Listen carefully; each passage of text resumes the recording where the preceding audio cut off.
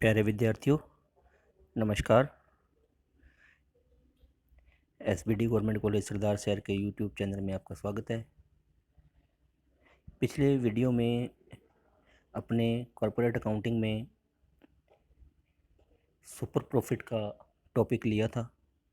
Super profit क्या है, इसकी कैलकुलेशन कैसे करते हैं, ये हमने पिछले वीडियो में समझा था।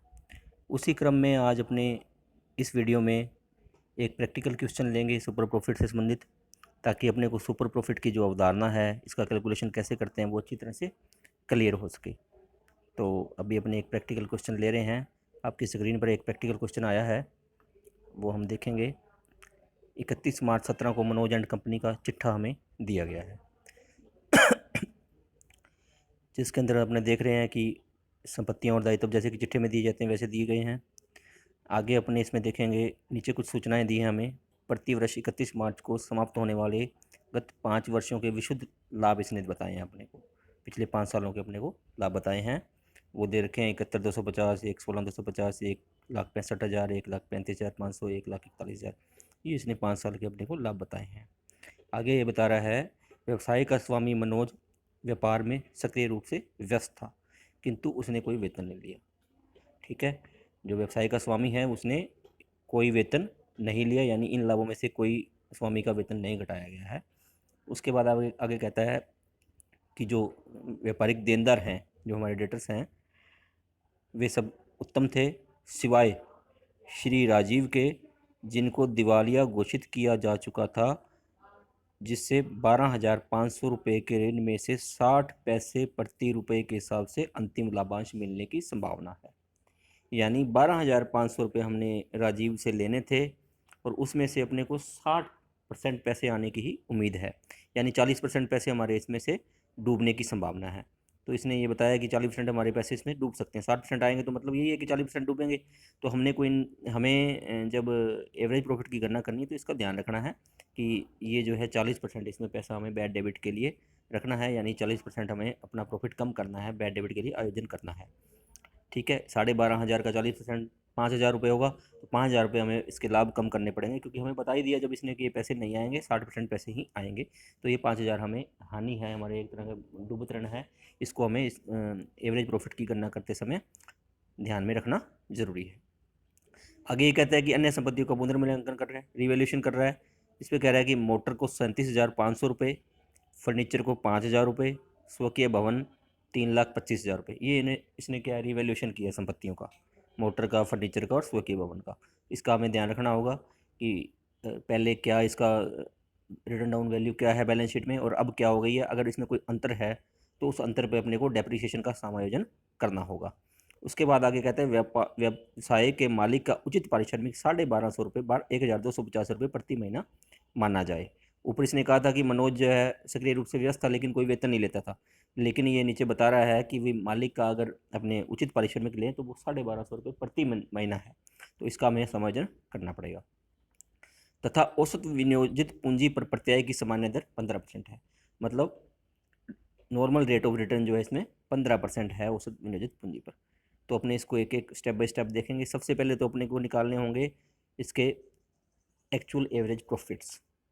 वो अपने कैसे निकालते हैं, आपको पता है कि पहले जो अपने को इसने प्रॉफिट दे रखे हैं 5 सालों के, उन 5 सालों के प्रॉफिट का अपने एवरेज निकालते हैं नॉर्मली। तो इसने 5 साल के प्रॉफिट अपने को दे रखे हैं, 71,250, 1,16,250, 1,65,000, 1,35,500 और 1,41,000 रुपये। ये हमारे 5 सालों के हमारे लाभ इसने दे रखे हैं, इसका अपने एवरेज निकालेंगे। लेकिन साथ साथ आपको बताया था कि इसने डेटर के डूबने संबंधी सूचना दे रखी है, भी 40% पैसा जो है 12,500 रुपये में से नहीं आएगा, तो वो 5,000 रुपये भी हमारा जो लॉस है उसका भी अपने को समायोजन करना पड़ेगा। तो ये 5,000 रुपये मैंने कम कर दिए अंतिम वर्ष के लाभ से। तो टोटल जो है पिछले 5 सालों के लाभ जो आ गए नेट, 6,24,500 रुपये आ गए हैं। तो एवरेज प्रॉफिट 6,24,500 को 5 से डिवाइड करके 1,24,900 रुपये प्रति वर्ष का हमारा एवरेज प्रॉफिट आ गया है।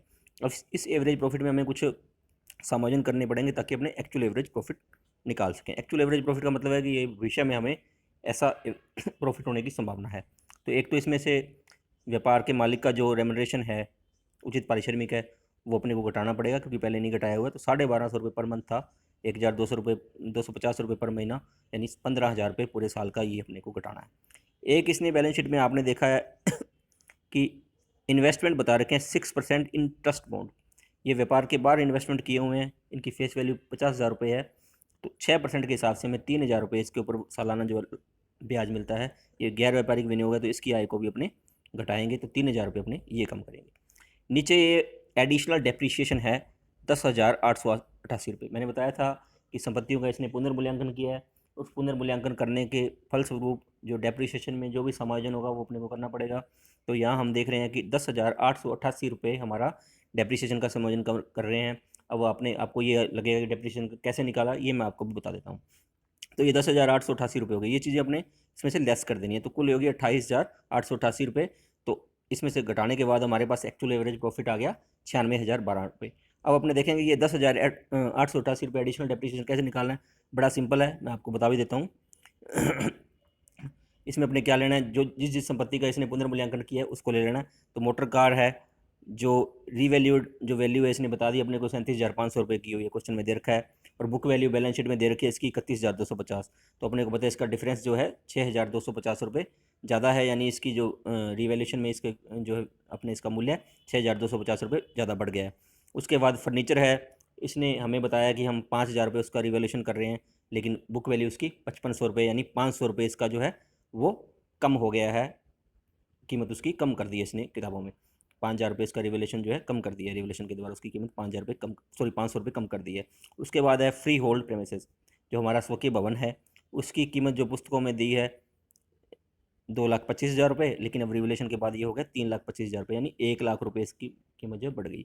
तो हमें जो ये डिफरेंस है, इस डिफरेंस के ऊपर डेप्रिसिएशन का समायोजन करना पड़ेगा। अब मोटर कार पे अगर ये डेप्रिसिएशन के अपने को रेट दे दे क्वेश्चन में भी, इस दर से डेप्रिसिएशन लगाना है, फिर तो उसी दर से लगाना है। अगर नहीं दे तो अपने जो है डेप्रिसिएशन की दरें मान के चलते हैं, नीचे नोट दे दें कि हमने माना है जो इनकम टैक्स एक्ट में जो दरें दे रखी हैं उसी दरों के अनुसार अपने डेप्रिसिएशन लगाते हैं। तो मोटर कार पे, इलेक्ट्रिक आइटम पे अपने 15% इस पर डेप्रिसिएशन लगाएंगे।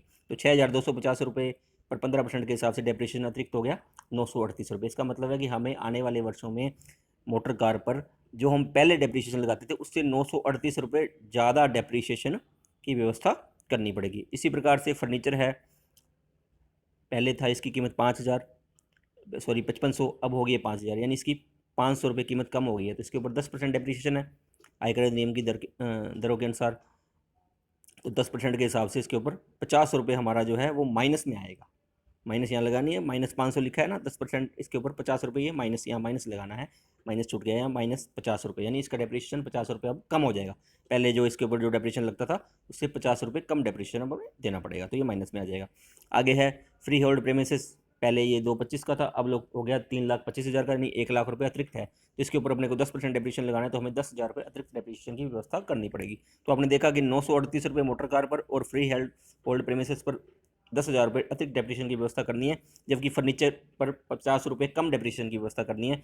तो एडिशनल डेप्रिसिएशन पर हम टोटल करेंगे, जब इसमें 10,938 माइनस 50 करेंगे तो 10,888 रुपये हमारा एडिशनल डेप्रिसिएशन आ जाएगा। तो इस प्रकार से हम एडिशनल डेप्रिसिएशन की गणना करेंगे और एडिशनल डेप्रिसिएशन की व्यवस्था को अपने क्या करेंगे, इसमें एक्चुअल एवरेज प्रॉफिट की गणना करते समय समायोजित कर लेंगे। हमारा एडिशनल डेप्रिसिएशन आ गया 10,888 रुपये। तो उसके बाद हमारा एक्चुअल एवरेज प्रॉफिट आ गया था 96,012 रुपये। ठीक है, ये सारी आइटम सारे समायोजन करने के बाद जो हमारा एक्चुअल एवरेज प्रॉफिट आ गया वो 96,012 रुपये आ गया। अब दूसरा इसका स्टेप है, हमारे पास एक्चुअल एवरेज प्रॉफिट में देखेंगे अब इसकी कैपिटल एम्प्लॉयड कितनी है। तो कैपिटल एम्प्लॉयड ज्ञात करने के लिए यहाँ क्या करेंगे, बैलेंस शीट के संपत्ति पक्ष में जो सभी संपत्तियाँ दे रखी हैं इसकी, वो नॉर्मली सभी संपत्तियाँ लेते हैं, कोई गैर व्यापारिक विनियोग हो, कोई फिक्टिशियस एसेट्स हो, उसको छोड़ देते हैं। तो इसमें अच्छा, जिन संपत्तियों का पुनर्मूल्यांकन किया है उसको पुनर्मूल्यांकित मूल्य पर ही लेते हैं। जैसे मोटर कार, फर्नीचर और इसने फ्री होल्ड प्रीमिसेस का जो पुनर्मूल्यांकन किया है तो इनको नए मूल्यों पर ही लेना है। तो कैश एट बैंक आपने देखा है बैलेंस शीट में 36,250 रुपये, ये ले लेंगे अपने ऐसे की ऐसे। फ्री होल्ड प्रीमिसेस अब ये 325 का हो गया, 325 के रूप में लेंगे। फर्नीचर 5500 का दिखा रखा है, लेकिन अपने 5,000 का हो गया तो 5,000 रुपये लेंगे। मोटर कार 31,250 की दिखा रखी है, लेकिन अब ये नीचे कह रहा है ये 37,500 की, मानी जो 37,500 की लेंगे। इन्वेंट्री एज इट इज़ 49,500 की लेंगे। डेटर जो है 75,000 के बता रहा है, लेकिन मैंने आपको बताया 5,000 रुपये हमारा डूब ऋण हो गया है। 12,500 वाला जो हमारा देनदार है वो 40% पैसे नहीं देगा, यानी 5,000 रुपये कम हो जाएंगे, तो डेटर अपने 70,000 लेंगे कैपिटल एम्प्लॉयड की गणना करते समय। इन्वेस्टमेंट है, इन्वेस्टमेंट अपने इसमें नहीं लेंगे क्योंकि ये गैर व्यापारिक विनियोग है, बाहर पैसा लगा रखा है, व्यवसाय में विनियोजित नहीं है, इसलिए इसको अपने छोड़ देंगे। कैश इन हैंड को अपने एच डी 36,250 रुपये लेंगे।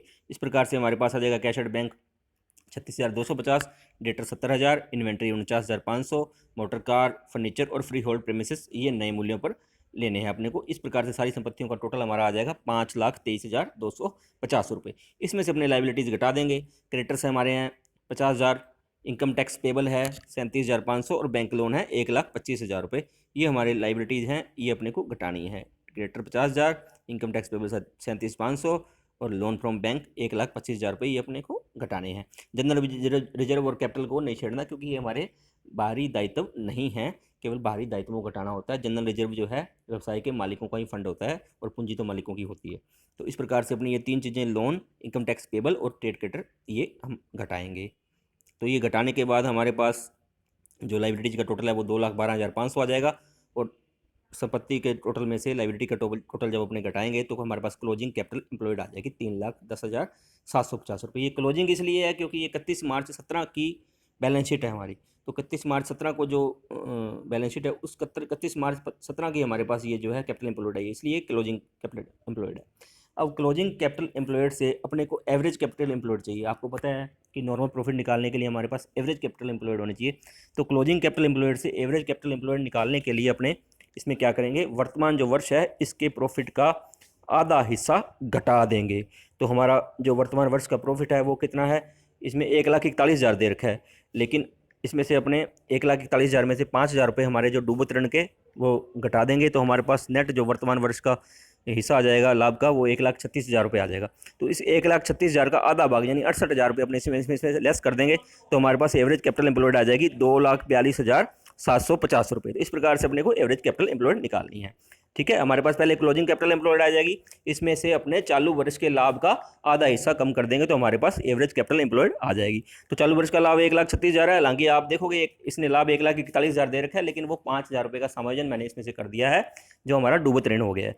तो इस प्रकार से एवरेज कैपिटल एम्प्लॉयड हमारी आ जाएगी 2,42,750 रुपये। अब अपने पास एवरेज कैपिटल एम्प्लॉयड भी आ गई, और क्वेश्चन में इसने अपने को नॉर्मल रेट ऑफ रिटर्न दे रखी है 15%।